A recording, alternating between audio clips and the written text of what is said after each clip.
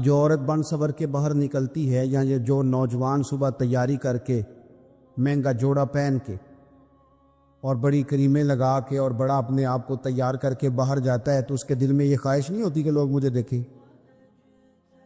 کس لیے نکلا ہے وہ؟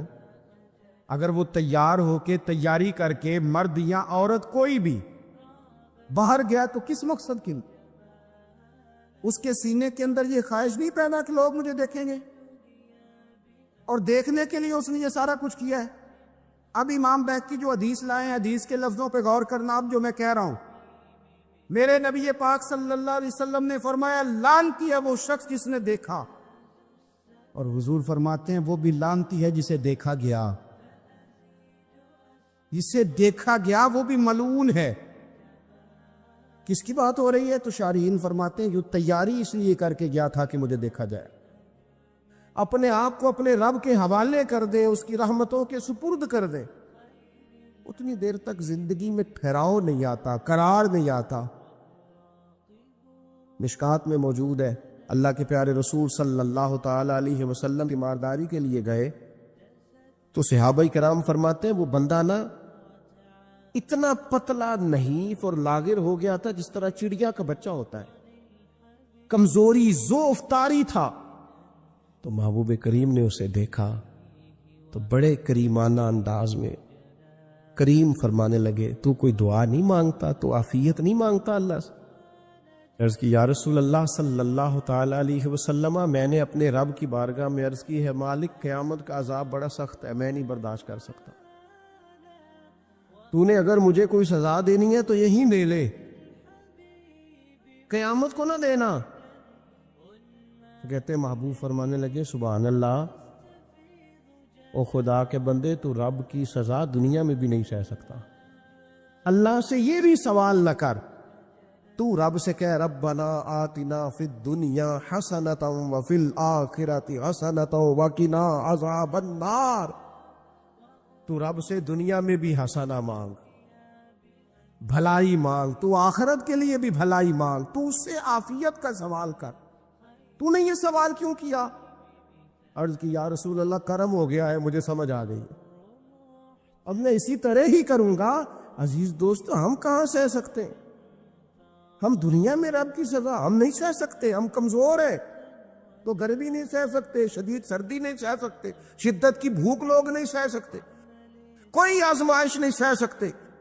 وہ جو لوگ بعض اوقات کہہ دیتے ہیں نا جی فلاں چیز ہمارے اعمال کا نتیجہ ہے، تو میں کیا کرتا ہوں، نہ کو یار، ہم تو یہ بھی نہیں سہ سکتے، ہم کہاں برداشت کر سکتے، ہمیں تو وہ معاف ہی فرمائے، ہم حساب والے ہیں ہی نہیں، ہم تو صرف معافی والے ہیں۔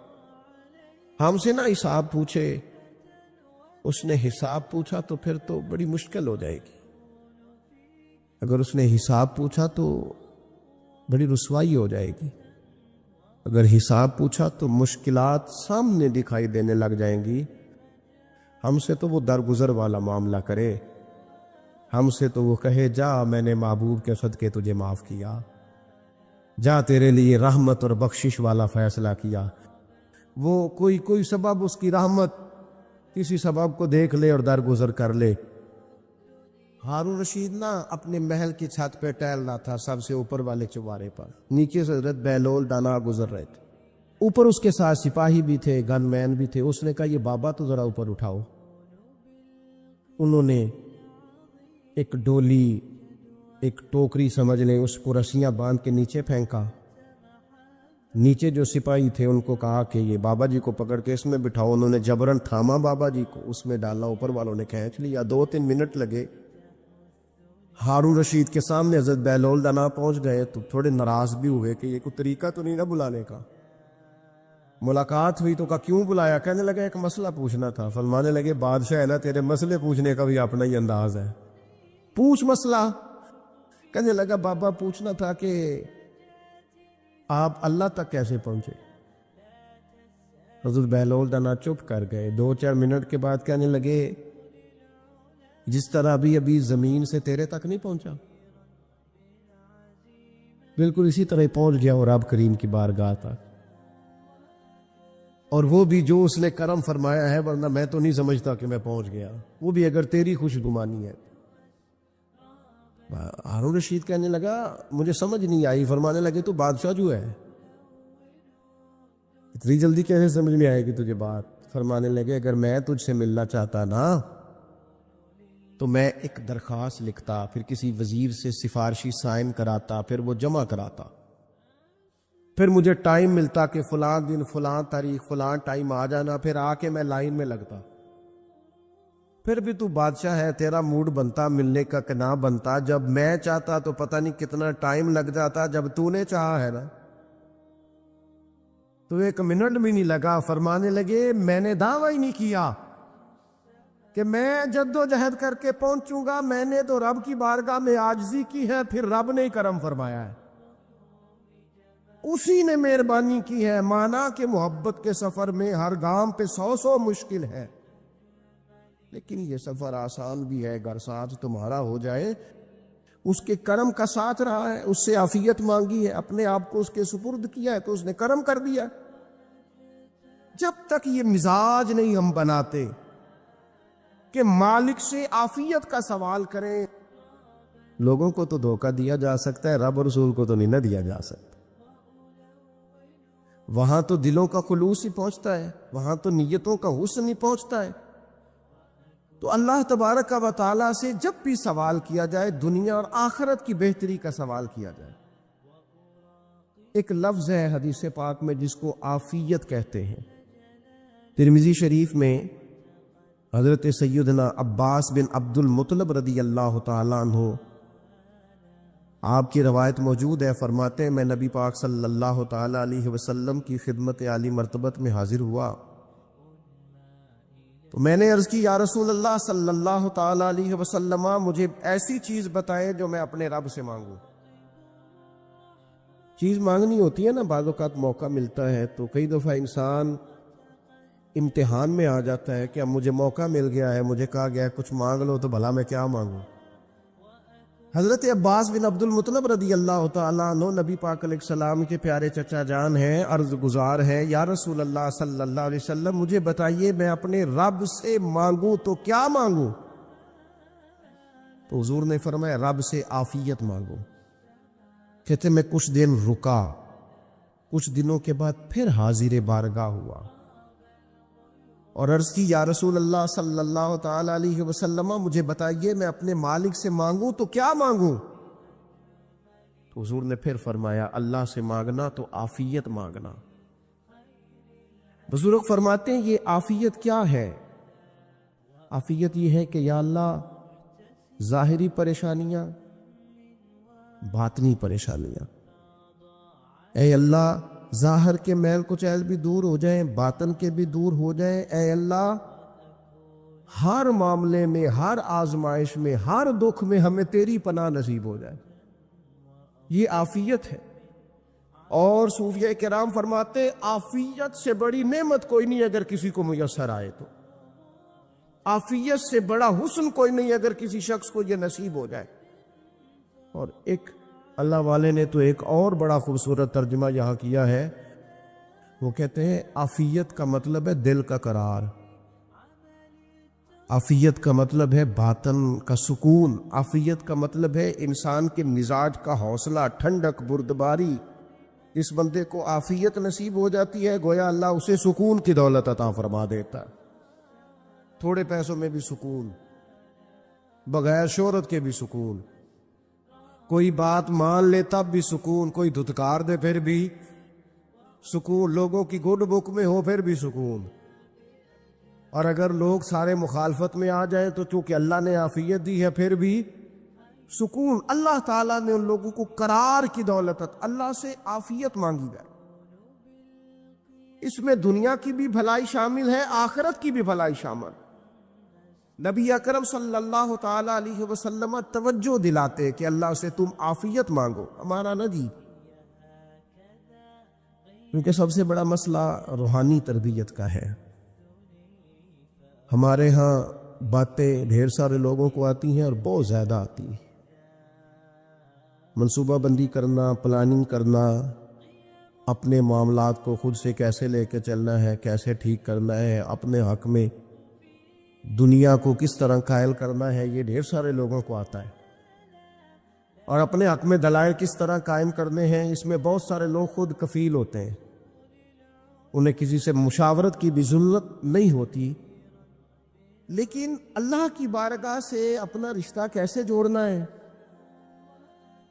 مالک سے کرم کا سوالی کس طرح کر کے ہونا ہے، اللہ سے عافیت کا سوال کیسے کرنا ہے، یہ چونکہ روحانی تربیت میں ہمارا مزاج نہیں ہوتا، لہذا ہم اس طرف جاتے نہیں۔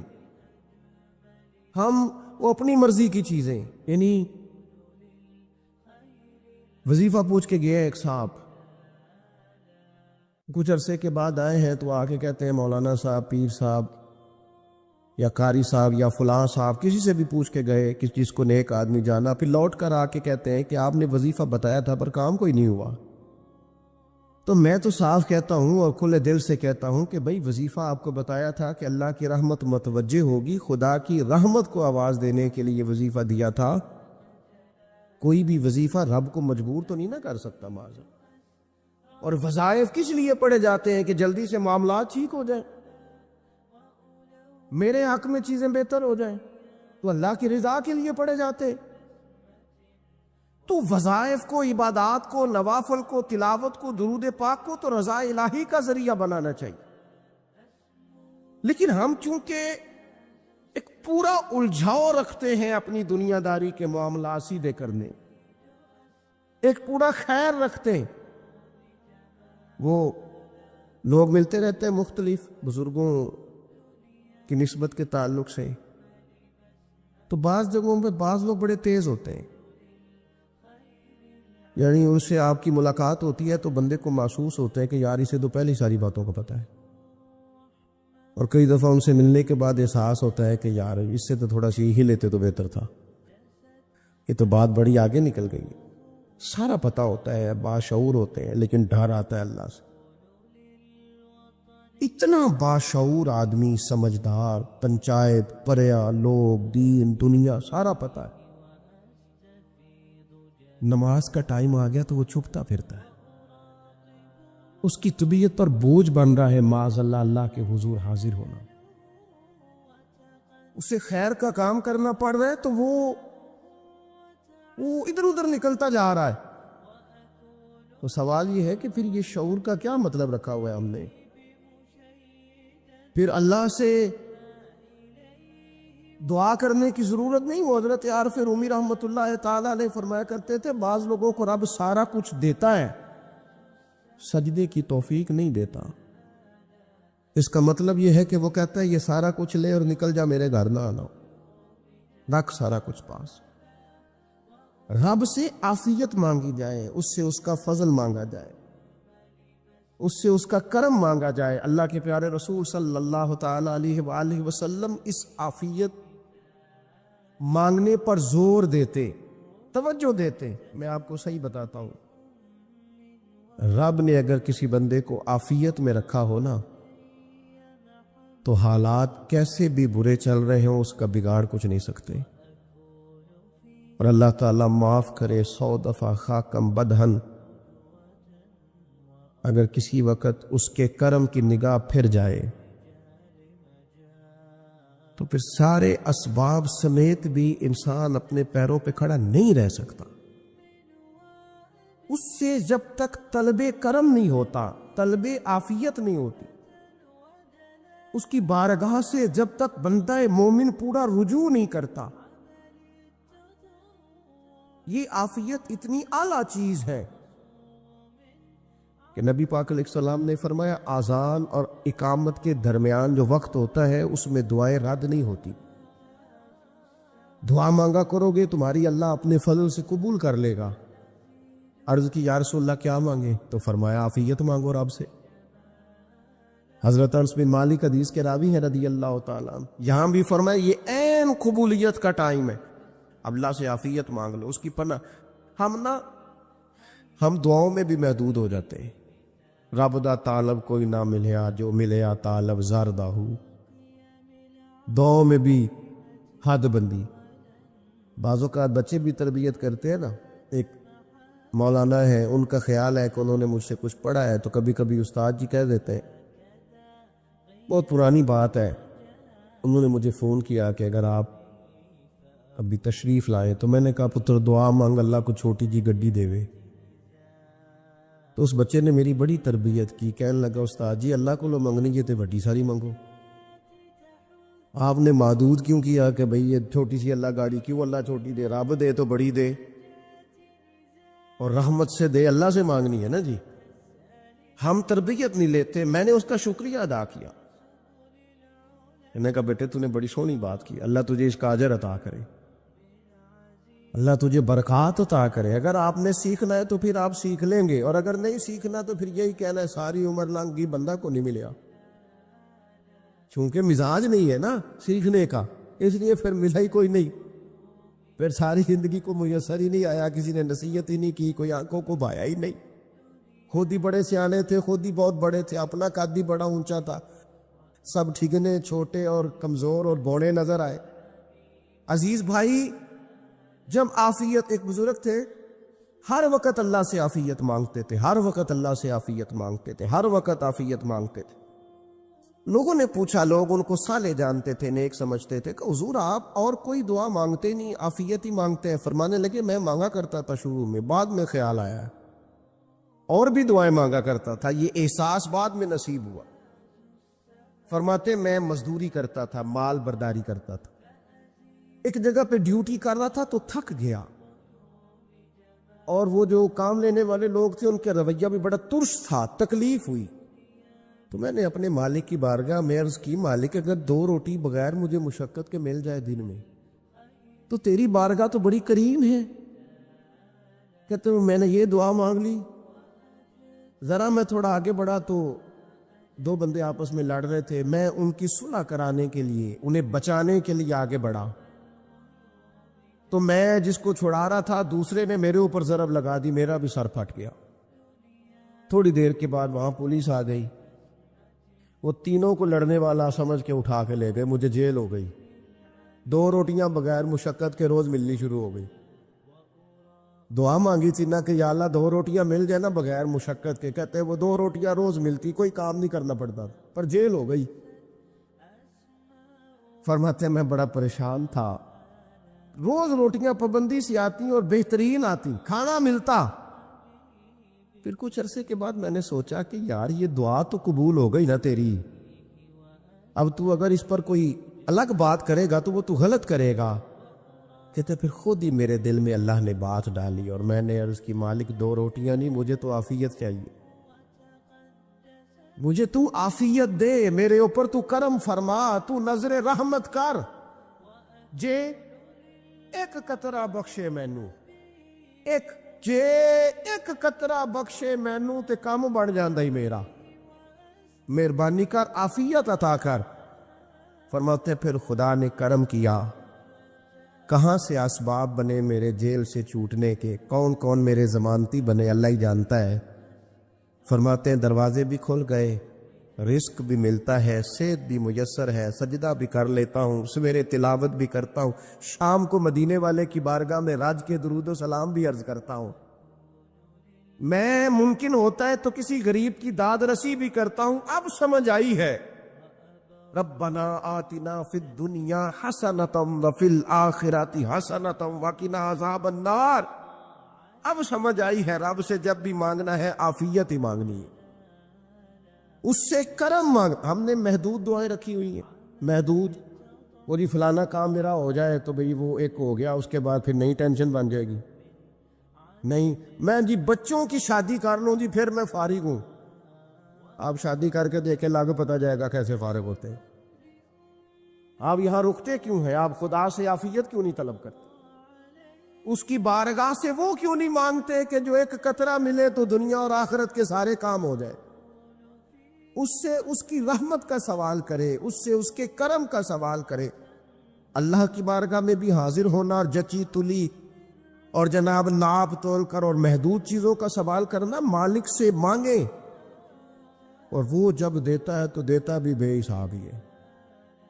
وہ جب عطا کرتا ہے تو کرم کے دروازے کھول کے عطا کرتا ہے، ورنہ تو ایک الجھن سے انسان نکلتا ہے دوسری میں الجھ جاتا ہے، ایک گتھی کو سلجھاتا ہے۔ پھر اقبال رو پڑے تھے، کہنے لگے میں عقل کی گتھیاں سلجھا چکا ہوں، یا رب مجھے صاحب جنوں کر دے، اللہ یہ بڑا میں نے ہیر پھیر دیکھ لیا، مجھے دیوانہ بنا، اب مجھے جنون ہو، اب میں کسی کے لیے رویا کروں، اب میں کسی کی یاد میں تڑپا کروں۔ حضرت اویس کرنی رضی اللہ تعالیٰ عنہ کرن کے رہنے والے تھے، دور رہ کے۔ ہم لوگ نا دور یہاں سے آواز دیتے ہیں کہ یا رسول اللہ کوئی سبب لگ جائے تو ہم مدینہ شریف حاضر ہو جائیں۔ میرے اصحاب رحمۃ اللہ علیہ فرمایا کرتے تھے جو دور رہ کے بھی نبی پاک کی صحیح بات مانے نا، مصطفیٰ کریم اسے وہیں دیدار عطا کر دیتے۔ شرط یہ ہے کہ مانے صحیح کر کے، دور رہ کے۔ دلیل کیا ہے؟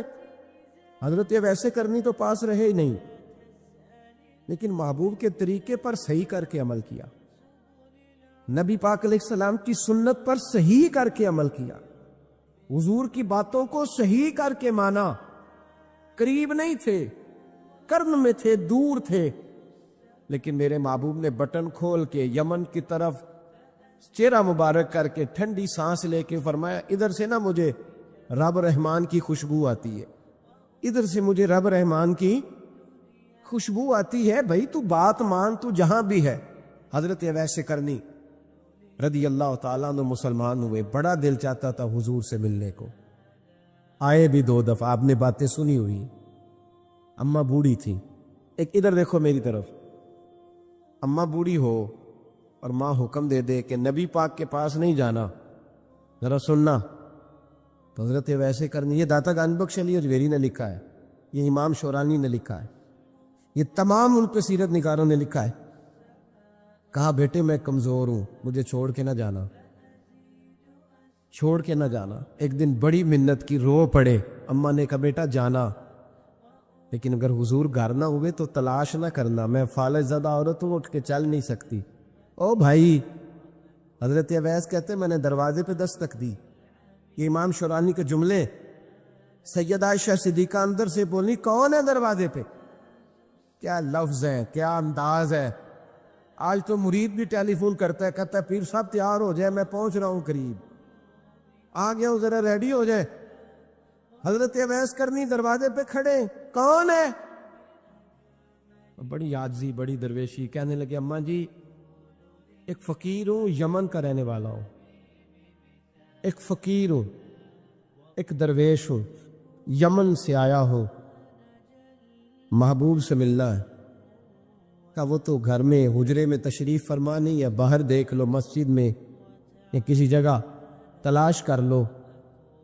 حضرت اویس کرنی کی آنکھوں میں آنسو آئے، کہنے لگے وہ آئے تو بتا دینا کہ ایک کرن سے فقیر آیا تھا۔ یہ امام شورانی کے جملے ہیں۔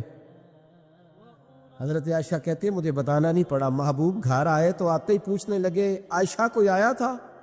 علم غیب رسول کے منکر اس حقیقت کو بھول جاتے ہیں، غیب مانا کہ راز ہے، لیکن راز اپنوں سے کب چھپاتے ہیں؟ نبی کریم صلی اللہ علیہ وسلم کوئی آیا تھا؟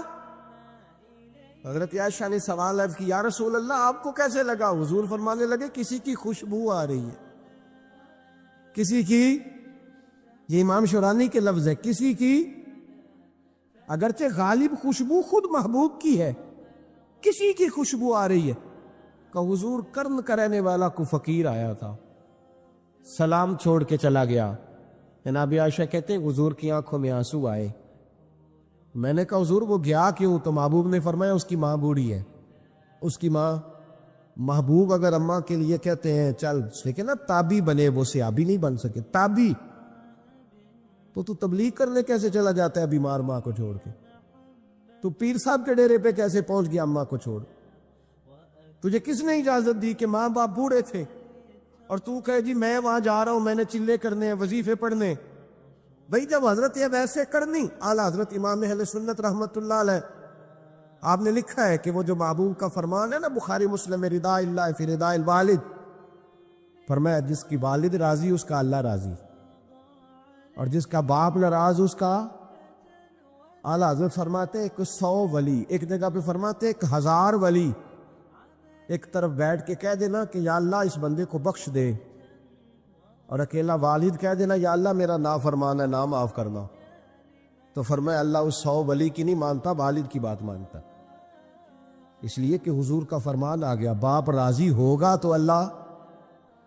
تو میرے بھائی شریعت ایک حقیقت ہے، اس حقیقت کو سمجھے۔ حضرت اویس کرنی کی زندگی کا ایک پہلو یہ، دوسرا پہلو یہ جو ہے نا بڑی لمبی چوڑی داستانیں، اور بڑا ہمیں شوق ہے تصویروں کا، بڑا شوق ہے۔ آپ یقین کریں میری طرح کے بہت سارے لوگوں کے پوسٹر چھپتے ہیں، بڑی بڑی تصویریں لگی ہوئی ہیں چوکوں میں۔ استقبال سب سے اچھا وہ ہے جو قیامت کے دن ہوگا۔ اگر اس استقبال دیکھیں نا، یہاں ہم سے پہلے لوگوں کے بڑے استقبال ہوئے، پھر بعد میں کیا ہوا؟ چلے گئے وہ لوگ، ہم آ گئے، ہم بھی چلے جائیں گے۔ مٹی دے تے مٹی رہنا ہی ایویں کا دی بلے بلے، اج مٹی دے اتے بندیا تے کل مٹی دے تھلے۔ حضرت اویس کرنی خیر التابعین ہے، تابعین میں سب سے پہلا نمبر ہے۔ آپ کی سب سے بڑی فضیلت یہ ہے کہ آپ نا، یہ ہم نہ بتاتے بڑا ہیں، گزرتے گزرتے بتا دیتے ہیں کہ میں تہجد گزار بھی ہوں، گزرتے گزرتے بتا دیتے ہیں کہ مسجد کی جو ٹائلیں ہیں نا وہ میں نے لگوائی ہیں، بس کوئی بندہ مل جائے صحیح جس کو ہم کرامتیں سنا سکیں۔ میرے جیسے مولوی صاحب بھی بتاتے ہیں، کہتے ہیں جب میرے جیسے اچھے لوگوں کی وہی بتاتے ہیں، جب میں مسجد میں آیا تھا تو 30 بچے تھے، اب پورے 80 ہیں۔ وہی بتاتے ہیں 1.5 صف ہوتی تھی نمازیوں کی، اب بھائی چھوڑو، اگر بچے پڑھاؤ گے تو اللہ راضی ہوگا۔ کو بتانے کی بات ہے، ذکر کرنے کی بات ہے، یہ اللہ رسول کا راز ہے، اس کا ذکر نہیں کیا جاتا۔ خواجہ اویس کرنی رضی اللہ تعالی اپنے آپ کو چھپا کے رکھا ساری زندگی۔ اماں جب انتقال کر گئی نا خواجہ اویس کرنی کی، والد پہلے جا چکے تھے، والدہ انتقال کر گئی تو کسی ایک جگہ ٹھکانہ نہیں رکھا حضرت اویس کرنی۔ میری باتوں کی سمجھ آ رہی ہے آپ حضرات؟ کیوں بھلا؟ یہ کئی دفعہ جو نعرے شارے ہوتے ہیں یہ بڑی خرابی کر جاتے، اصل کام رہ جاتا ہے۔ دستبوسی کرنے والے کئی دفعہ اتنا دور لے جاتے ہیں کہ انسان کے اپنے وظائف پیچھے رہ جاتے، کئی دفعہ مشکلات ہوتی۔ اس لیے صوفیاء میں ایک ملامتی گروہ ہے، ملامتی، داتا صاحب نے اس کو لکھا ہے، اور اس کا تذکرہ قرآن نے کیا، یجاہدون فی سبیل اللہ ولا یخافون لومۃ لائم۔ فرمایا اللہ کے کچھ بندے ایسے ہیں جو اللہ کے راستے میں جہاد کرتے ہیں، اور جب لوگ انہیں برا کہتے ہیں تو اس کی پرواہ نہیں کرتے۔ ملامتی گروہ جو کہتے ہیں کہ لوگ اگر تھوڑا سا ہم سے الرجی کریں گے تو ہو سکتا ہے، دیکھیں نا جب آپ کو کوئی برا کہتا ہے تو نفس دبتا ہے، کہتا ہے تو کچھ بھی نہیں۔ حضرت باجزید بستامی سلطان العارفین رحمت اللہ تعالی علیہ فرماتے رمضان شریف کا مہینہ تھا تو میں گزر رہا تھا بستان کے بازار سے، لوگ دکانوں سے اٹھ کے مجھے ملنے آنے لگے، تو میرا نفس مجھے کہنے لگا باجزید اتنی شان تو آج بادشاہ کی بھی نہیں جتنی تیری ہے، کہ کاروبار چھوڑ کے تو نہیں آتا۔ کہتے ہیں اسی لمحے وہ جو میری روحانی ترقی تھی وہ روک گئی، میں پریشان ہو گیا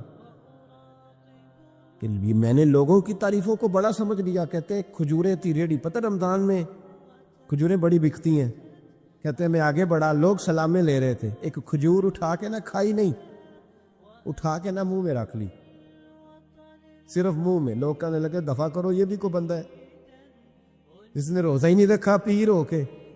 کہتے لوگوں نے ملامت کی تو میرا نفس کچلا گیا۔ جب کوئی آپ کو برا کہتا ہے نا، پھر جو سجدے میں رونے کا مزہ آتا ہے، وہ تعریف کے وقت سجدہ ہوتا ہے کبھی؟ اقبال کہنے لگے نہ بچا بچا کے تو رکھ اسے، تیرا آئینہ ہے وہ آئینہ، یہ شکستہ ہو تو عزیز تر ہے نگاہ آئینہ ساز میں۔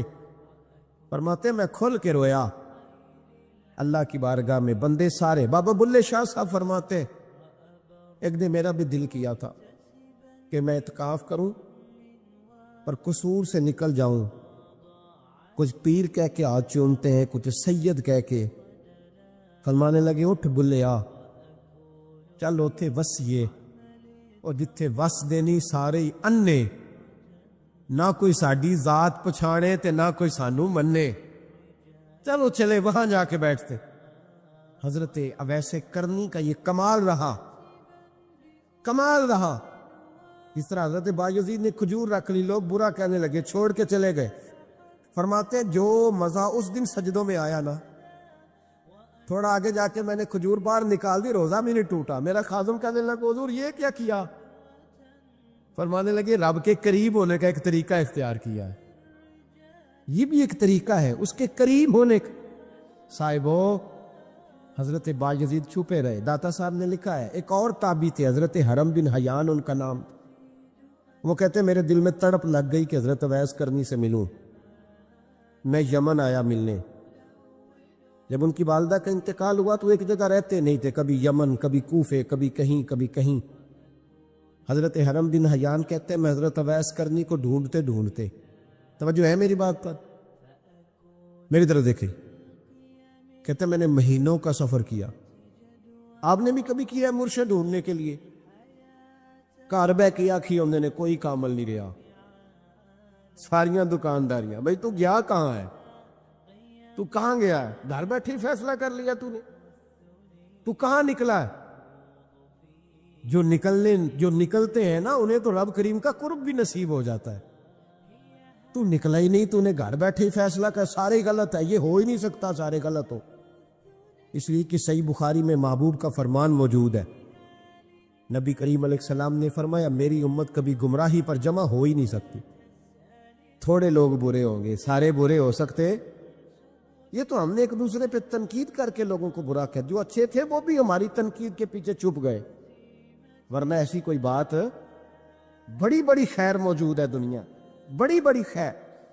حضرت حرم بن حیان کہتے ہیں میں جناب اویس کرنی کو ڈھونڈنے نکلا، تو ان کو ڈھونڈتے ڈھونڈتے میں پہلے یمن گیا۔ لوگوں سے میں نے کہا اویس، کہنے لگے چھوڑو وہ تو دیوانہ ہے۔ اور داتا صاحب نے یہ لفظ لکھے ہیں، لفظ دیکھنا یہ بڑا مزہ دیں گے آپ کو جملے۔ داتا صاحب کہتے ہیں جب حضرت حرم بن حیان نے پوچھا نا اویس کرنی، تو کہا وہ تو دیوانہ ہے، مجنون ہے، پاگل ہے معاذ اللہ۔ وہ کیوں؟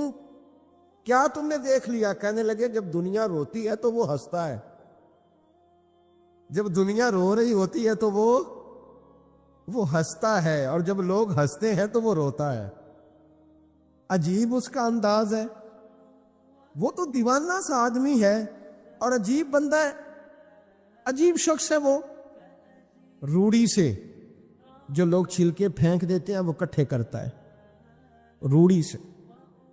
اٹھو بلیا چلو اتھے وسیے، جتھے بس دینی سارے ینے، نہ کوئی ساڈی ذات پچھاڑے تے نہ کوئی سانو منے۔ کہتے ہیں چھلکے اٹھا کے دھو کے کھا لیتا ہے، اور پھر لوگ جو کپڑا پہننے کے قابل نہیں رہتا لوگ اسے پھینک دیتے ہیں، وہ ٹاکیاں جمع کر کے ان کو سیتا رہتا ہے، ان کا لباس بناتا ہے۔ کوئی روٹی پکی پکائی دیتا ہے تو پسند نہیں کرتا، قبول نہیں کرتا، اس سے ملنے آئے ہو۔ تو حرم بن حیان کہنے لگے وہ بھی ذرا جدا سا ہے تو میری بھی تلاش ذرا جدا سی ہے، میں بھی ذرا جدا سے آدمی کو ملنے آیا ہوں۔ کہنے لگے اس کا گھر بھی کوئی نہیں اپنا، کبھی یہاں ہوتا ہے تو کبھی ڈھونڈ لو تم بھی۔ حرم بن حیان کہتے ہیں میں نے ایک شخص کی منت کی، میں نے کہا بتا دے کہیں دیکھا ہے تو۔ کہنے لگا وہ کرن سے کوفے چلے گئے۔ کہتے میں کرن سے کوفے آیا، ایک بندے سے پھر پوچھا، لوگ کہنے لگے چھوڑ وہ ٹکتا نہیں تو نے مل کے کیا کرنا ہے؟ کہتے میں نے پوچھا بتاؤ تو صحیح کہاں ہے؟ وہ کہنے لگے وہ تو سنا ہے حج کرنے چلے گئے، ایام حج ہیں۔ کہتے میں حج پہ چلا گیا، ساری دنیا ملی پر اویس کرنی نہیں ملے۔ پوچھا بھئی کسی نے دیکھا ہے؟ تو ایک شخص کہنے لگا میں نے دیکھا ہے، پر جتنا میں اس کے پیچھے دوڑتا تھا وہ اتنا آگے دوڑتا تھا۔ کہاں گئے؟ کہ مدینہ شریف چلے گئے۔ کہتے میں مدینے آیا تو ملے وہاں بھی کوئی نہیں۔ میں نے کہا ویس اگر آپ کی بے نیازی سچی ہے، کسی سے ملنا نہیں چاہتے، تو میری بھی تڑپ بڑی سچی ہے، میں بھی مل کے چھوڑوں گا، میں بھی مل کے چھوڑوں گا۔ اگر آپ کی اگر یہ سچی ہے نا بے نیازی، بے نیاز تھے، سانو تخت ہزارے دی لوڑ کی نالے کی لگے شہر بمبول دے نال، اسی اپنی بال کے سیکنے ہیں، سانو کی لگے کسی اور دے نال۔ اگر آپ کی بے نیازی سچی ہے تو میری طرف بھی بڑی سچی۔ کہتے ڈھونڈتے ڈھونڈتے میں پہنچ گیا پھر دوبارہ کوفے کے قریب نہر فرات جہاں امام علی مقام شہید ہوئے. کہتے ہیں جب میں پہنچ گیا تو وہ ساری علامتیں، داڑھی ان کی کہیں کہیں تھی، گھنی نہیں تھی، اور ان کے ہاتھوں پر برس کے نشان تھے، وجود پتلا سا، قد لمبا. کہتے ہیں وہ جو میں نے ساری نشانیاں سنی تھی وہ مجھے نظر آ گئی. وہ نہر فرات کے کنارے وضو کر رہے تھے. جب وہ وضو سے فارغ ہوئے تو چہرہ ابھی پانی کی طرف تھا. میں نے کہا السلام علیکم، سلام لی تو پتہ منہ نہیں میری طرف کیا، چہرہ ادھر ہی رکھا. کہنے لگے وعلیکم السلام یا حرم بن حیان، کن فیکون تے کل دی گل ہے. وعلیکم السلام یا حرم بن حیان، یار تو نے نہیں پیچھا چھوڑا، پہنچ ہی گئے ہو، آ ہی گئے ہو. کہتے ہیں میں نے کہا حضور آپ اویس، آپ کون ہیں؟ آپ کون ہیں؟ تو کہنے لگے میں وہی ہوں جسے تو کئی مہینوں سے تلاش کر رہا ہے. تو میں نے کہا حضور آپ میرا نام کیسے جانتے ہیں؟ یہ کشف المحجوب پڑھ رہا ہوں داتا صاحب کی، میرا نام کیسے جانتے؟ تو حضرت اویس کرنی کہنے لگے عرفت روحی من روحی کا، میری روح آپ کی روح کی واقف ہے. امام غزالی رحمۃ اللہ علیہ وصال کر گئے. ایک آدمی آپ سے بڑی محبت کرتا تھا، وہ کہتا مجھے امام صاحب خواب میں ملے. تو میں نے کہا حضور انتقال کے بعد آپ پہ کیا گزری؟ تو فرمانے لگے میں نے اپنے رب کو بڑا ہی کریم پایا ہے، میں نے اپنے مالک کو بڑا ہی مہربان پایا ہے، وہ بڑا معاف کرنے والا ہے. تو فرمانے لگے میں نے عرض کی کہ حضور آپ نے دین کی نوکری بڑی کی، خدمت بڑی کی، کتابیں لکھی، درس، تدریس، واعظ، نصیحت، تبلیغ، بڑا کچھ کیا، اس سبب سے اللہ نے آپ کو معاف کیا. تو امام غزالی فرمانے لگے نہیں بھائی، سبب تو کوئی اور چیز بنی ہے. کہ وہ کیا؟ تو امام صاحب فرمانے لگے میں ایک دن تحریر لکھ رہا تھا تو اپنا قلم میں نے سیاہی میں ڈبویا، گرمی بڑی شدید تھی. جب اس قلم کو میں لکھنے کے لیے اٹھا رہا تھا نا تو ایک مکھی آ کے بیٹھ گئی اور وہ سیاہی چوسنے لگی. میرے دل میں خیال آیا بیچاری پیاسی ہے، چلو اچھے طریقے سے چوس لینا، اس کی گرمی تھوڑی ٹھنڈی ہو جائے تو میں دوبارہ سے سیاہی لگا لوں گا.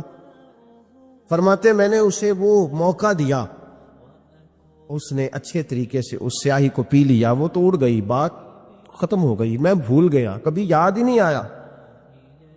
فرماتے ہیں جب میرا حساب ہونے لگا تو مالک کولین نے پوچھا غزالی وہ جو مکھی پہ رحم کیا تھا تو تیرا اس سے کیا لالچ تھا؟ کیا لالچ تھا؟ نہ تو اس کا کوئی ووٹ بینک تھا، نہ تیرے کام آ سکتی تھی، نہ وہ کوئی ڈیوٹی کر سکتی تھی، نہ تیرے کوئی وہ تیری تعریف کر سکتی. اس بے زبان سے کیا لالچ تھا؟ کیوں موقع دیا؟ امام غزالی فرمانے لگے مولا تیری مخلوق سمجھ کے، اللہ تیری مخلوق سمجھ کے. تو رب کریم نے فرمایا تو میری مخلوق پہ رحم کرے تو میں تیرے اوپر رحم نہ کروں؟ کھول دو جنت کے دروازے، میں نے غزالی کو بے حساب جنت عطا فرما دی. بھائی شرط یہ ہے کہ تو دیکھ تو صحیح، کبھی تو نے رحم کھایا؟ تو نے کبھی توجہ کی ہے؟ ہمارے دائیں بائیں اتنے زیادہ دکھ نہیں جتنے زیادہ ہم لوگ ہیں، اتنے دکھ نہیں جتنے ہم ہیں. اگر تھوڑا سا غور کر، آپ یقین کریں ہماری گفتگو ہماری ذات سے شروع ہوتی ہے اور ختم بھی ہماری ذات پر ہی ہوتی ہے. او بھائی تو صرف اپنے آپ کو سجانے سنوارنے جو میرے ذہن میں آیا، اور یہ جو ہمارے تعلقات ہیں نا دنیا میں، یہ بھی ہم نے اپنی ذات کے لیے رکھے ہوئے ہیں. یہاں تو سلام اس سے لوگ لیتے ہیں جس سے کوئی کام پڑتا ہے، یہاں تو 2 4 5 رشتے اس لیے رکھے ہوئے ہیں کہ کبھی کوئی مصیبت آ گئی تو کام آئیں. کچھ تعلقات اس لیے تو غریب کو دوست بھی نہیں ملتا، اس لیے کہ اس سے کسی کو کام کیا پڑے گا. لوگوں نے شناسائی بھی ان لوگوں سے رکھی ہوئی ہے جن سے کچھ نہ کچھ ان کے ذاتی مفادات ہو. بس دل نرم ہوتا ہے نا، انسان کا دل نرم ہوتا ہے، تو وہ یہ نہ سمجھے کہ ایک آدمی کا دل نرم ہوا ہے، وہ سمجھے کہ پورے معاشرے پہ اللہ مہربان ہو گئے. اسلام کے اندر اجر و ثواب 2 طرح کا ہے، ایک بہتر ہے، ایک بہترین ہے. آپ نے کسی سے قرض لینا ہو تو اس کو مہلت دینا بہتر ہے اور معاف کر دینا بہترین ہے.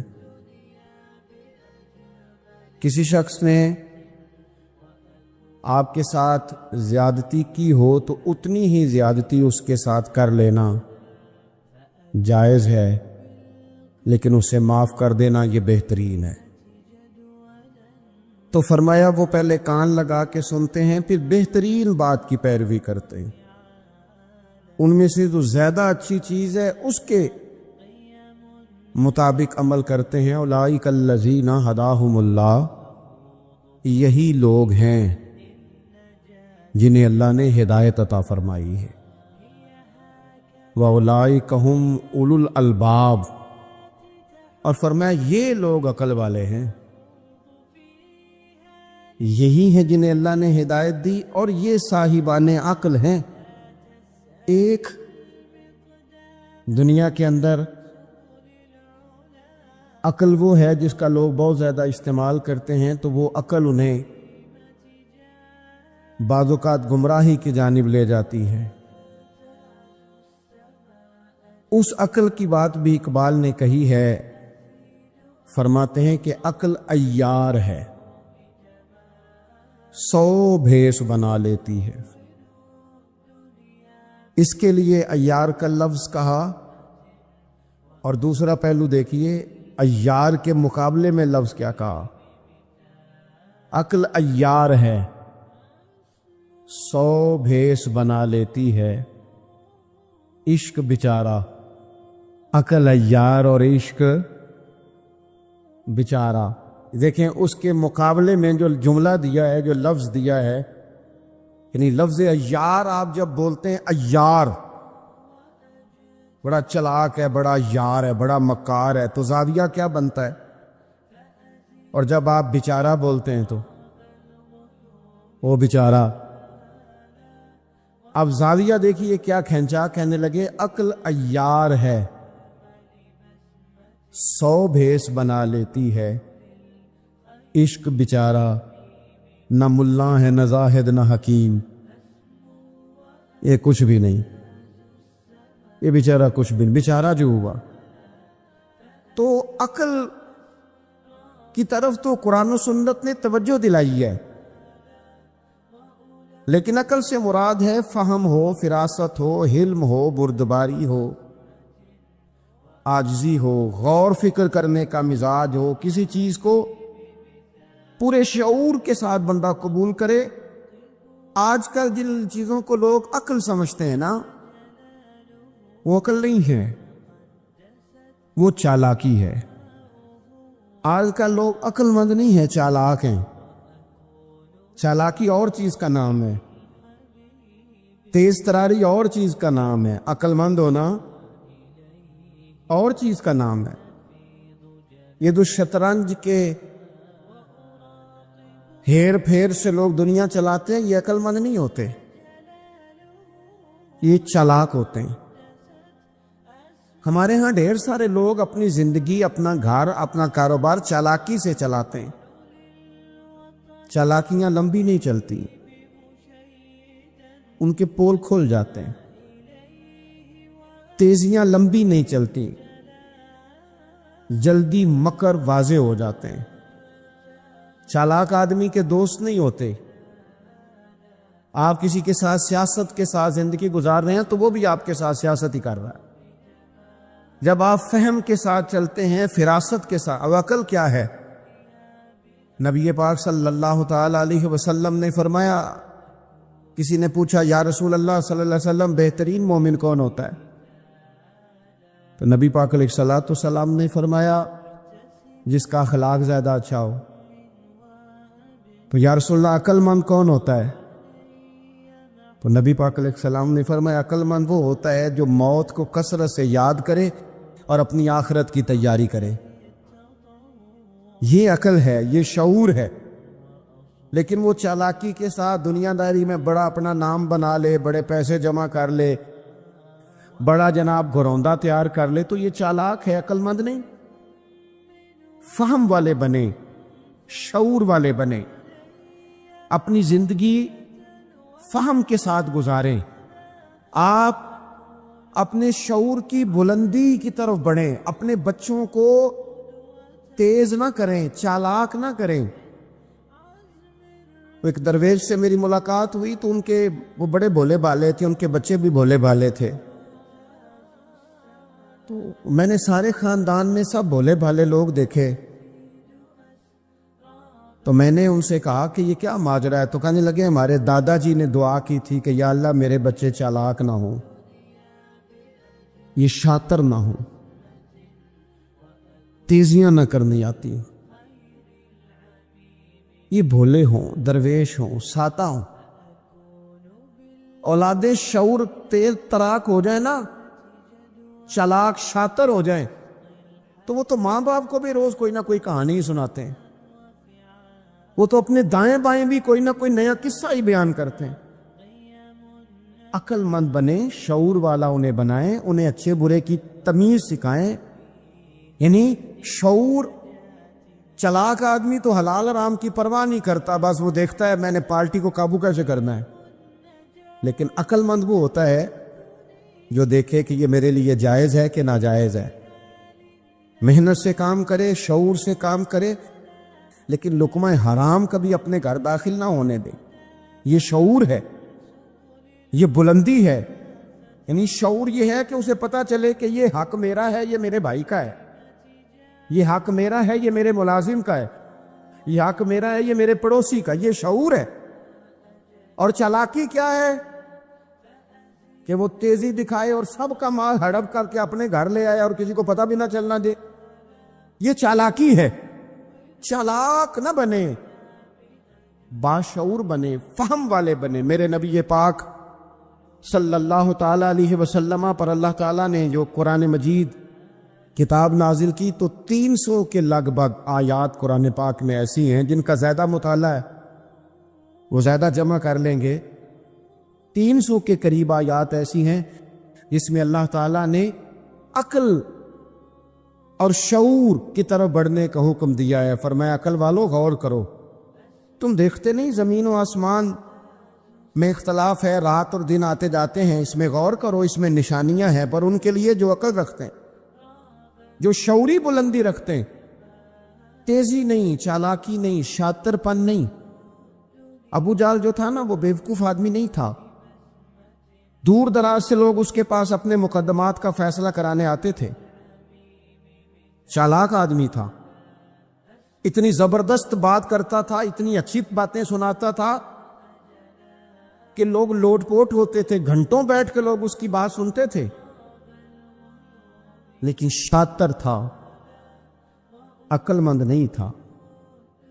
اگر عقل مند ہوتا تو اسے نظر آ جاتا کہ وہ دیکھو آفتاب نبوت چمک رہا ہے، وہ غلام ہو جاتا ہے رسول پاک کا. لیکن وہ چالاک تھا، چالاکیاں کرتا رہا، تیزیاں دکھاتا رہا. اس نے اس ترتیب سے اسلام کی مخالفت کی. آپ دیکھیں نا، جس رات نبی پاک صلی اللہ علیہ وسلم کو شہید کرنے کا ارادہ ان ظالموں نے کیا ہے تو بڑی پلاننگ کی. ہر قبیلے سے ایک ایک بندہ لے کے آؤ، ہر قبیلے سے، اور اس کے ہاتھ میں تلوار تھماؤ. جب ہر قبیلے کا بندہ ہوگا تو اگر معاذ اللہ حضور کو شہید کرنے میں کامیاب ہو گئے تو کسی ایک قبیلے پر الزام بھی نہیں آئے گا اور بنو ہاشم کسی ایک قبیلے کا مقابلہ بھی نہیں کر سکیں گے. اس چالاکی سے، یہ کبھی لوگوں کی سمجھ میں باتیں نہیں آتی تھی پر چالاک تھے، اس چالاکی سے یہ دین کی مخالفت کرتے تھے، یہ تیزی دکھا کے مخالفت کرتے تھے، اور جناب صدیق اکبر دفاع کی کوششیں کرتے تھے. وہ شعور کے ساتھ، فہم کے ساتھ انہوں نے بھی انداز اختیار کیا نا. انہوں نے چالاکی کی کہ ہر قبیلے سے ایک ایک بندہ. وہ تو اللہ کی حکمت تھی کہ سرکار نے ایک مٹھی میں پکڑ کے مٹی پھینکی تو ان کی آنکھوں کے آگے اللہ تبارک و تعالیٰ نے پردے ڈال دیے. لیکن اس کے مقابلے میں حضرت صدیق اکبر فہم و فراست کا، شعور کا وہ مظاہرہ کر رہے ہیں. وہ کیسا بندوبست کرتے ہیں؟ کہتے ہیں اپنے غلام سے کہ 2 اونٹنیاں موٹی تازی، ان کو تم نے لے کے غار کے اس جانب آ جانا ہے. اپنے غلام سے کہتے ہیں کہ تم نے ان اونٹنیوں کو وہاں پہنچانا ہے. بیٹے سے کہتے ہیں سارا دن کام کاج کے سلسلے میں ادھر ادھر جانا اور کافروں کی باتیں سن کے پہنچانا کہ نیا منصوبہ کیا بنا رہے ہیں. اپنی بیٹی سے کہتے ہیں پتر کھانا پکا کے، کل کا باسی نہیں تازہ پکا کے، اور پھر اس کو تیار کر کے، اور بیٹا دن کے اجالے میں نہیں رات کے اندھیرے میں آنا. اب یہاں اقبال بولے، اقبال کہنے لگے جب عشق سکھاتا ہے آداب خود آگاہی، عشق بھی ایک عقل دیتا ہے. جب عشق سکھاتا ہے آداب خود آگاہی تو کھلتے ہیں غلاموں پر اسرار شہنشاہی. پھر وہ غلاموں کو بادشاہ بنا دیتا ہے. تو کہا رات کو وہاں کھانا پہنچانا یہ ان کا شعوری فیصلہ ہے. اور رستے میں حضرت صدیق اکبر بھی شعور کا مظاہرہ کرتے ہوئے حضور کو لے کے جا رہے ہیں. انہوں نے بھی پلاننگ کی، منصوبہ بندی کی، پر چالاکی سے. حضرت صدیق اکبر بھی اپنا شعور استعمال کر رہے ہیں. رستے میں ایک شخص ملتا ہے جناب صدیق اکبر کو، یہ شعور ہے، یہ فہم ہے، یہ فراست ہے. ایک شخص رستے میں ملتا ہے. عرب کے اندر ایک رواج تھا کہ کبھی کبھی نہ کوئی ہادی ساتھ لے لیا جاتا تھا. ہادی اس کو کہتے تھے جو رستہ دکھاتا تھا آگے آگے.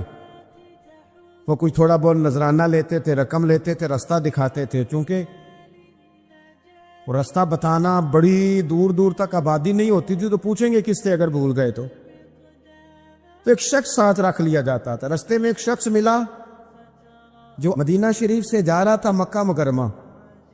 حضرت صدیق اکبر کو وہ جانتا تھا، نبی پاک علیہ السلام کا بظاہر آشنا نہیں تھا. حضرت ابوبکر صدیق سے پوچھتا ہے یہ کون ہے؟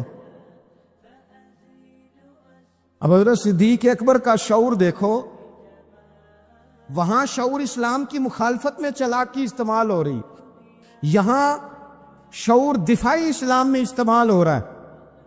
یہ فہم ہے، یہ عقل ہے. حضرت صدیق اکبر رضی اللہ تعالیٰ عنہ فوراً سوچنے لگے، فرمانے لگے اگر حضور کا نام بتا دیا یہ تو جاتے ہی فوراً ان کو بتائے گا کہ میں نے نبی پاک کو جاتے دیکھا ہے. وہ کہنے لگے کون ہے؟ آپ سوچ میں پڑ گئے یہ کون ہے؟ تو حضرت صدیق اکبر نظریں جھکا کے، ہاتھ باندھ کے حضور کی طرف چہرہ موڑ کے کہنے لگے یہ میرے ہادی ہیں، یہ مجھے رستہ دکھاتے ہیں. اب وہ کچے مزاج کا تھا نا، وہ سمجھا مکے سے مدینے کا رستہ دکھاتے. حضرت صدیق اکبر بتا رہے تھے یہ مجھے جنت کا رستہ دکھاتے ہیں، رب کی معرفت کا رستہ دکھاتے ہیں. یہ بھی شعور ہے جب عشق سکھاتا ہے آداب خود آگاہی. پھر کھلتے ہیں غلاموں پر اسرار شہنشاہی. عطار ہو، رومی ہو، رازی ہو، غزالی ہو، کچھ ہاتھ نہیں آتا بے آہ و سحرگاہی. عزیز بھائی، آپ اپنا شعور اگر صحیح جگہ استعمال کریں تو فہم بن جائے گا، فراست بن جائے گا، فائدہ مند ہو جائے گا. لیکن نہیں، چالاکی کی طرف لوگ بڑھنے لگے، پتے پھینکنے لگے، کہانیاں سنانے لگے.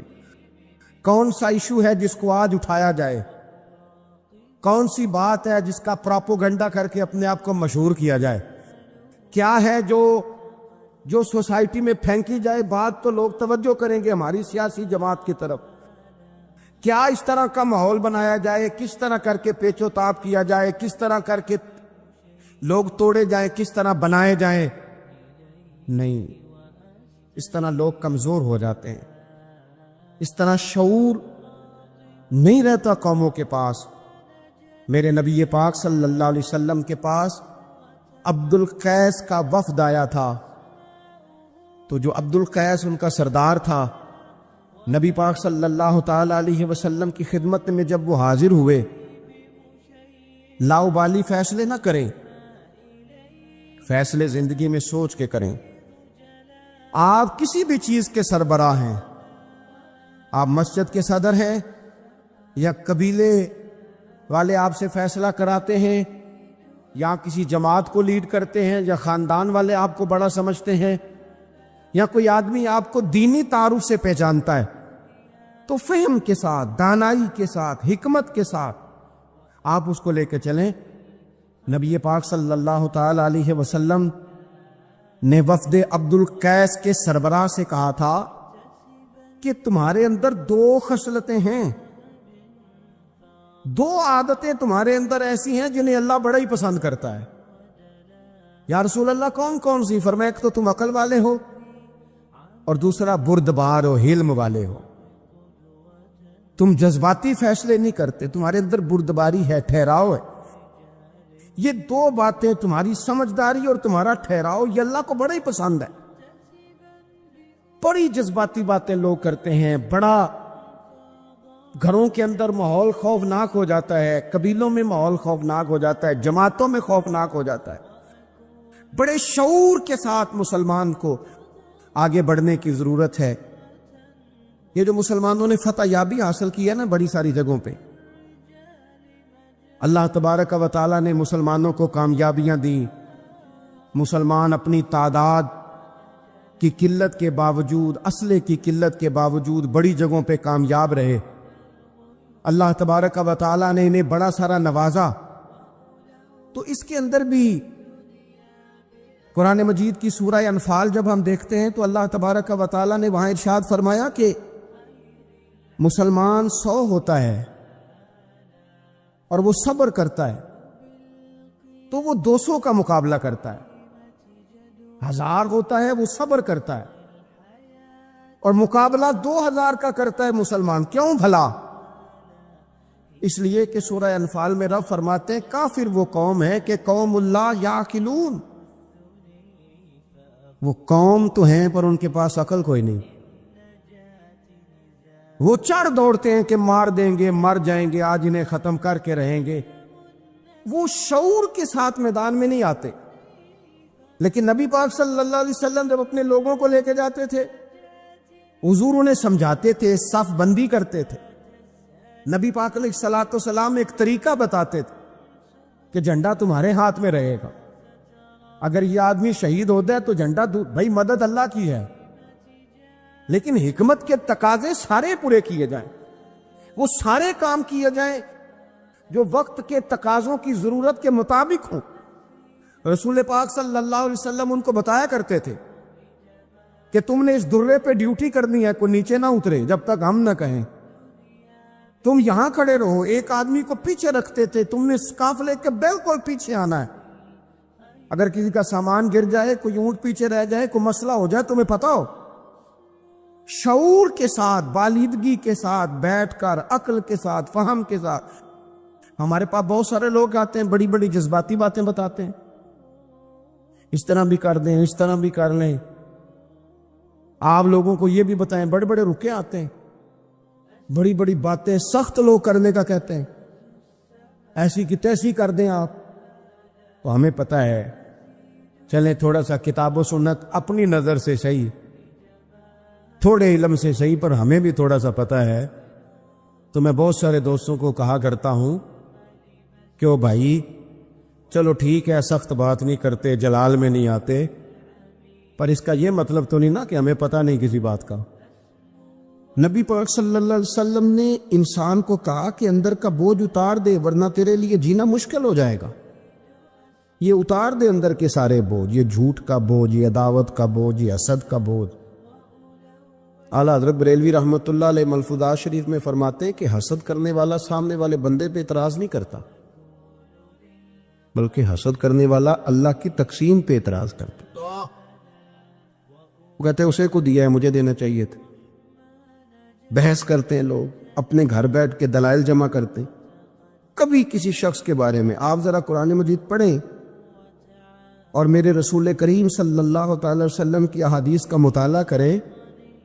قرآن تو حضرت موسیٰ کی شان بھی بیان کرتا ہے، حضرت یوسف کے تذکرے نہیں بیان کرتا قرآن، جناب عیسیٰ روح اللہ کی عظمت قرآن بیان نہیں کرتا۔ اعلیٰ حضرت بریلوی رحمۃ اللہ علیہ کے سامنے کسی نے شعر پڑھا کہ شان یوسف جو دبی تو وہ بھی اسی در پہ دبی، تو اعلیٰ حضرت فرمانے لگے تمہیں غلطی لگ گئی ہے، میرے نبی کسی کو دبانے نہیں آئے۔ تو بندے بڑے حضرت ہوتے ہیں نا جی، اعتراض تو پڑا ہے، ابھی واٹتے پہ آئے، تو کہنے لگا جی شعر پہ اعتراض کرنا آسان ہے پر شعر کہنا مشکل ہے، تو فرمانے لگے چلو کہہ بھی دیتے ہیں۔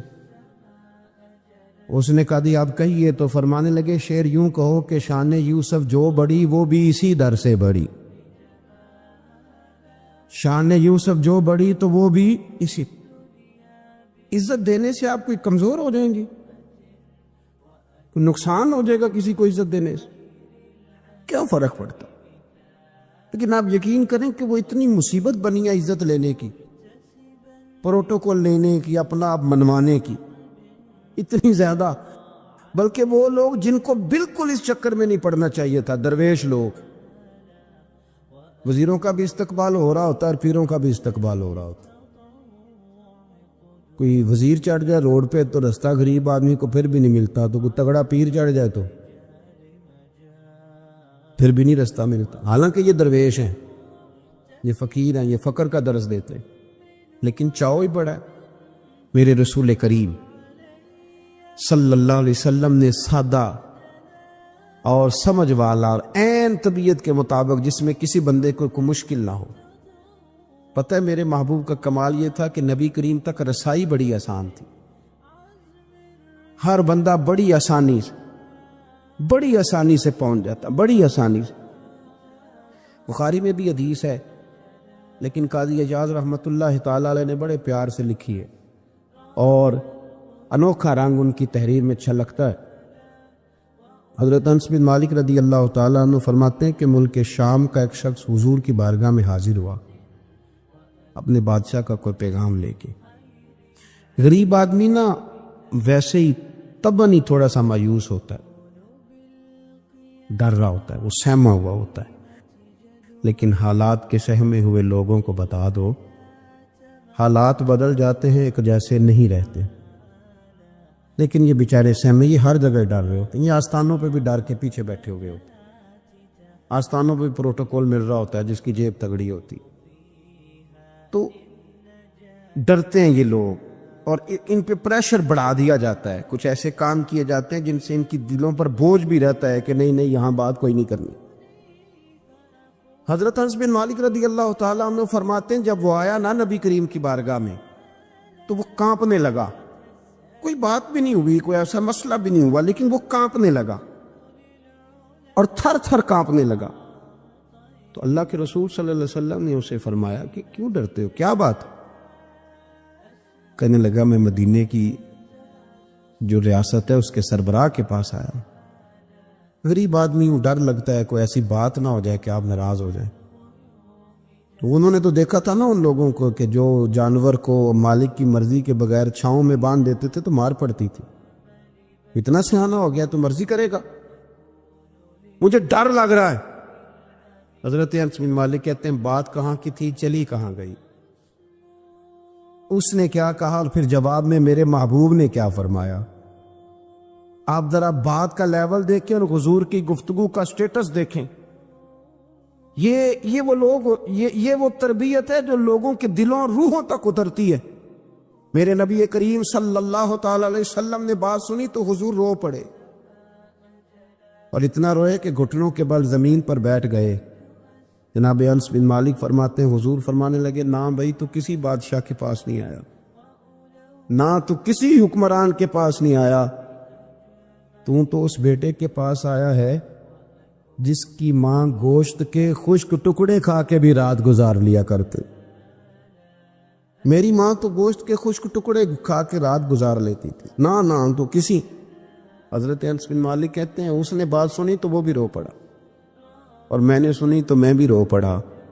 دوستو رسول کریم دیکھیں نا ہم لوگوں نے کس طرح کا لیول بنایا ہوا ہے۔ ابھی تک وہ جو دولت کا رٹا ہے تھوڑا بہت، وہ ابھی تک چلتا ہے۔ ابھی تک خاندان کے اندر کوئی بندہ امیر ہو جائے تو چودھری بھی وہی ہوتا ہے، سیانا بھی، میرا تو خیال ہے پیر بھی وہی ہوتا ہے، شرط یہ ہے کہ اس کے پاس پیسے ہونے چاہیے، وہی شیخ ہوتا ہے، سارا کچھ وہی ہوتا ہے۔ نبی پاک صلی اللہ علیہ وسلم نے ہمیں کہا کہ یہ تمہارے اندر کے بوجھ ہیں، ما حاک فی صدرک، گناہ جو ہوتا ہے یہ کھٹکتا ہے سینے میں، یہ بندے کو پریشان کرتا ہے، بندہ تکلیف میں ہوتا ہے کسی کو پتہ نہ چل جائے۔ ہم لوگوں نے آہستہ آہستہ کر کے نا احساسات کی دنیا چھوڑ دی ہے، ہمارا مزاج نہیں، چھوٹی چھوٹی باتیں ہوتی ہیں لیکن ہم توجہ نہیں نہ کرتے، توجہ نہیں کرتے۔ کوئی اتنا مشکل بات نہیں کہ رات کو بیٹا پھل لے کے آیا تو اپنی بیوی کے کمرے میں چلا گیا۔ لوگ اس کی ماں کو اور اس کے باپ کو یہ بات آسانی سے کہہ دیتے ہیں کہ آپ حوصلہ کریں، دفع کریں، جو کر رہا ہے کرنے دیں، لیکن جس بندے کی کل کمائی اس کا پتر ہو اور بھری جوانی میں جس نے کہا ہو بیوی سے کہ چل میں پرانے کپڑوں پہ عید گزار لوں گا، تو نئے کپڑے بچوں کے لے آ، جس نے 30 سال سعودی عرب میں، دبئی میں، مسقط میں، پردیس میں گزارے ہوں پر وہاں کمبل بھی نہ بدلا ہو کہ چلو بچے میرے پڑ جائیں، اس کی کل کمائی باغ تیرے دی کر کر راکھی، ساری عمر گزاری تو جدوں یہ باغ پکن تے آیا لے گئے اور وپاری، تو وہ پھر جا کے تو 6 کنوں رکھ کے پلیٹ میں اپنی بیوی سے کہتا ہے جابا جی کو دے آ۔ یہ کہنا آسان ہے باپ کو کہ تو صبر کر، حوصلہ کر، پر وہ باپ جب پیچھے پلٹ کے دیکھتا ہے تو کہتا ہے دنیا نے تو تجھے تحفہ دیا ہوگا، میں نے تو جوانی تجھے دے دی، خوشیاں ساری تیرے نام کر دی اور تو میرے ساتھ یہ سلوک کرنے چلا۔ احساسات نہیں، اس کو پتہ ہی نہیں، روز دوست کو ٹیلی فون کرتا ہے کہ آج باہر سے کھانا کھائیں، کبھی ابا جی کو بھی کرنا کہ ابا جی آج میرے بغیر روٹی نہ کھانا، میں آؤں گا تو مل کے کھائیں گے۔ کبھی کہے اماں کو کہ اماں مجھے بڑے بڑے ریسٹورنٹ میں وہ مزہ نہیں آیا کہ تیرے ہاتھ کے چاولوں کی روٹی میں مزہ آیا، آج پکا نا۔ مجھے لگتا ہے اماں کو راشا بھی ہو نا، راشا بھی ہو تو پھر بھی وہ تیرے لیے محنت کرے گی، لیکن احساس ضروری ہے نا، وہ ہم پیدا نہیں کرتے، وہ ہماری توجہ نہیں جاتی۔ صاحب طبقات کہتے ہیں نبی کریم صلی اللہ تعالی علیہ وآلہ وسلم نے جب صحابہ کرام آئے تھے مکہ مکرمہ سے مدینہ طیبہ، تو آپ نے سن رکھا ہے کہ انصار مدینہ نے اپنی جائیدادیں بھی تقسیم کر کے آدھی آدھی مہاجرین کو دے دی تھی، تو ان میں ایک حضرت ام ایمن بھی تھی، نبی کریم کی رضائی والدہ ہیں۔ یہ حضرت عبداللہ رضی اللہ تعالیٰ عنہ جو سرکار کے والد گرامی، ان کی آزاد کردہ لونڈی حضرت سیدہ طیبہ طاہرہ جناب آمنہ رضی اللہ تعالیٰ عنہ کی بھی بڑی خدمت کی انہوں نے۔ ان کو بھی ایک باغ ملا ہوا تھا۔ جب وہ خیبر کے علاقے فتح ہو گئے، یہودیوں سے بہت سارے علاقے لے لیے، تو اللہ کے رسول صلی اللہ علیہ وسلم نے فرمایا اب اس طرح کرو کہ یہ جو تم نے جائیدادیں لی ہوئی ہیں نا انصار سے، یہ واپس کر دو اور تمہیں اس میں سے دے دیتے۔ حضور علیہ السلام نے انصار مدینہ سے بھی کہا کہ میں ان کو یہ جائیدادیں دے کے اور تمہاری واپس کرانے لگا ہوں، تو انصار نے تو وہاں بھی بڑا انوکھا جواب دیا کہ یا رسول اللہ ہماری والے بھی رہنے دے اور وہ والے بھی ان کو دے دے۔ وَيُقْصِرُونَ عَلَىٰ أَنفُسِهِمْ وَلَوْ كَانَ بِهِمْ خَصَاصَةٌ، یہ بھی ان کو ان کے پاس رہنے دے۔ محبوب نے فرمایا نہیں، میرا فیصلہ یہی ہے۔ حضرت ام ایمن رضی اللہ تعالیٰ عنہ کے حصے میں ایک باغ آیا ہوا تھا، تو محبوب کریم سید عالم صلی اللہ علیہ وسلم نے کہا اماں جی آپ کو کوئی اور باغ دے دیتے ہیں، یہ والا باغ واپس کر دیں۔ سیدھی سادی بیوی تھی، ناز تھا کہ میں نے حضور کی خدمت کی ہے بچپن میں، ناز تھا، کہنے لگی میں تو نہیں واپس کرتی، یہ ناز ہے، ورنہ حضور کو کوئی انکار کر سکتا، میں تو نہیں واپس کرتی۔ حضرت عائشہ صدیقہ رضی اللہ تعالیٰ عنہ فرمانے لگی اماں جی یہ آپ کیا کہہ رہی ہیں؟ حضور فرمانے لگے عائشہ آپ خاموش ہو جائیں، یہ بڑھاپا ہے، اس کے احساسات ہیں، اس کے جذبات ہیں۔ آپ یقین کریں کئی دفعہ بوڑھے بیچارے درد سے بات نہیں بتاتے کسی، وہ کہتے ہیں کیا کرے، کپڑا اٹھائیں تاکہ پیٹ ننگا ہو جائے، کیسے بات کریں۔ نبی کریم سید عالم علیہ السلام اماں جی کے قریب گئے، کہا اماں جی میرے ساتھ چلو، ایک دفعہ باغ دیکھ تو لو۔ حضور ساتھ لے کے گئے، ایک باغ دکھایا تو کہنے لگی نہیں نہیں میں نے نہیں لینا، یہ مجھے میرے والا ٹھیک۔ حضور نے پھر دوسرا دکھایا، کہنے لگی یہ بھی نہیں مجھے پسند۔ محبوب نے تیسرا دکھایا تو کہنے لگی یہ تو میرے والے باغ سے بھی پیارا ہے، یہ میں لے لوں گی۔ جب وہ مسکرائیں تو حضرت عائشہ کہتی ہے میں نے حضور کی آنکھوں میں آنسو دیکھے، فرمایا الحمدللہ اس کا دل راضی ہو گیا ہے۔ یہ طریقہ ہے میرے عزیز، تھوڑے احساسات تو پیدا کریں۔ تھوڑے اپنے جذبات. کتنی خود غرضی والی زندگی ہے کہ مجھے صرف میرا ہی خیال ہے. اور جو جہاں بیٹھا ہے نا, پتہ ہے ہم پریشان زیادہ کیوں ہیں؟ میں مولوی ہوں تو میں سارا دن یہی تقریریں کرتا ہوں, لوگ مولویوں کی عزت نہیں کرتے, لوگ مولویوں کی عزت نہیں کرتے. تو میں کہتا ہوں چھوڑیں یہ رٹا, عزت مانگنے کی کیا ضرورت ہے؟ اب منت مانگ کے عزت کرانی ہے؟ چھوڑیں, کوئی ضروری ہے؟ میں اس طرح کرتا ہوں کہ میں عزت کرنی شروع کر دیتا ہوں. میں کرتا ہوں نا 15-20 علماء کی عزت, چلو ہم آپس میں شروع کر لیتے, تو خود بخود باقی بھی مسئلہ ٹھیک ہو جائے. بوڑھے لوگ ہر وقت شکایت کرتے ہیں عزت نہیں کی جاتی. عزت کیوں آپ بھیک مانگتے؟ کیا ضرورت؟ پیار دینا شروع کریں. روز بروز مطالبہ کرنا کہ میری خدمت کرو, میرے پیچھے چلو, اس سے تو دقت پیدا ہوتی, انسان تکلیف میں رہتا ہے. میرے رسول کریم علیہ السلام خیال رکھتے, چھوٹے چھوٹے بچوں کے جذبات کا بھی خیال کرتے, بوڑھوں کے جذبات کا بھی خیال کرتے. نبی کریم صلی اللہ علیہ وسلم ہر شخص کے بارے میں ایسا نظریہ رکھتے کہ جس سے قوم کو سکون ہوتا, دلوں کے اندر اطمینان پیدا ہوتا.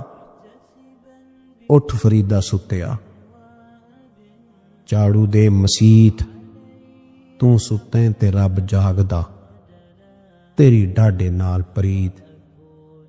اٹھ فریدا ستیا تے خلقت ویکھن جا, متے کوئی مل جائی بخشیا تے تمی بخشیا جا. آخر دعوائی ان الحمد.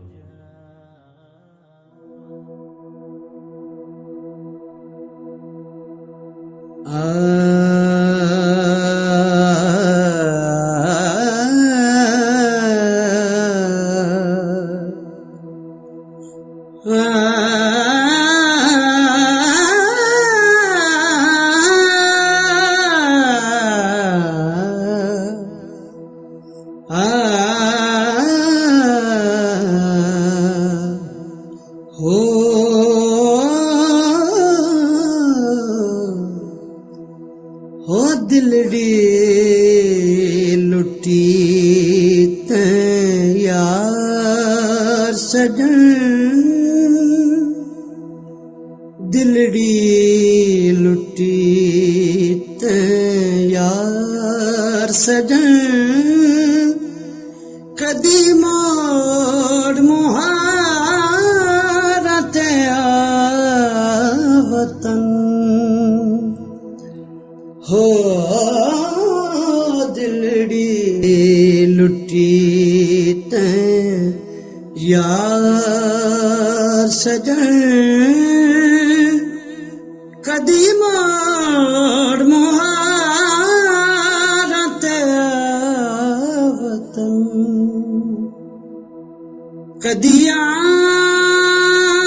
میں ہا گل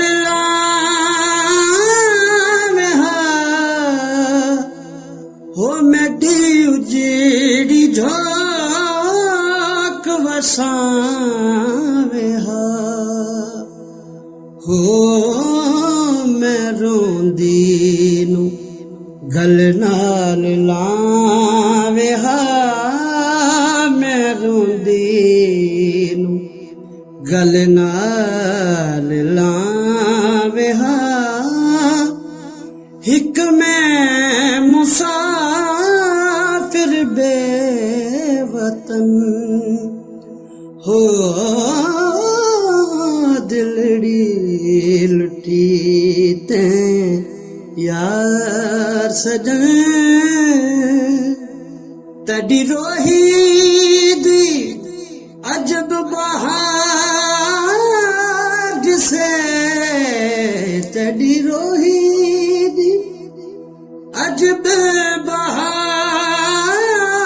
سے, جتھے میں نمانی دا یار وسے, ہو اتھے عاشق لکھ تے ہزار وسے, ہو تڈے نام لائے مفت جوبن ہو.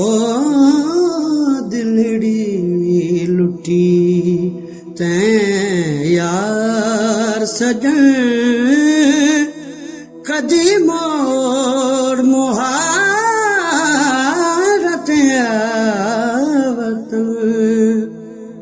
ہو